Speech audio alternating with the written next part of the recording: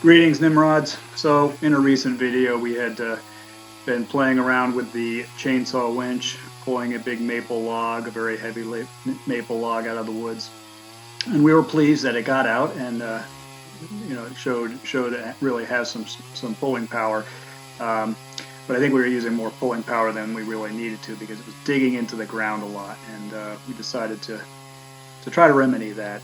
So I took a piece of I-beam that I had kicking around and bought a piece of 3/4 inch steel rod, drilled some holes, stuck that through it, welded it up, put some other reinforcement on there, and some wheels, and there you go.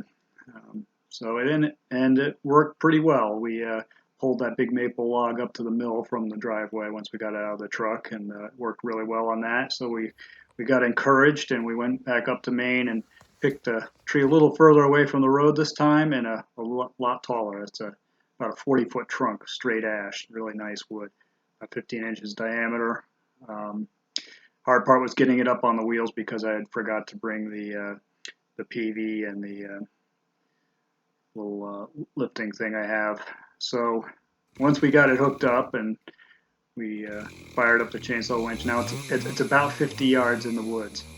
And with that other log, we had to reset the line a couple times to pull it one direction and then another. This time we had a somewhat straighter shot, but one of the real beauties of the way this has ended up working, and it wasn't necessarily intended to be this way, but you can really steer it. So Frog, you'll see him when he comes in the picture here, pushing the back of the log, and he's pivoting the log and steering it. You can drive around trees, so it really was helpful. We didn't have to do any resets, didn't have to have a perfectly straight path, and this is going to be really good for low impact logging, as it were, where we want to selectively pull a tree out here or there and not necessarily have to blaze a big path to get the tree out of the woods. So we're really happy with it. It really works well. You'll also notice there that the line is sort of going up and down in the air, then down the ground. And that is because the log is offering so little resistance that the line goes slack and it drops the chainsaw down onto the ground. So next time I do this, I'm obviously going to be setting it up and leaving, so that the chainsaw is on the ground when it's pulling, not pulling up at an angle. Because it's just bouncing the chainsaw up and down. It's making it a little bit hard for me to operate. I'm basically trying to catch the saw so it doesn't smash on the ground.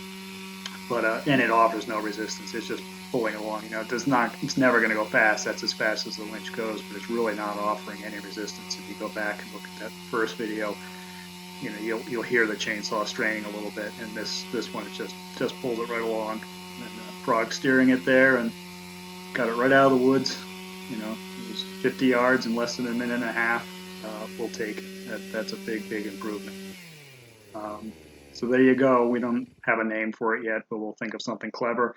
It also helped to maneuver the logs around, get them in the truck, get them out of the truck, get them up to the mill.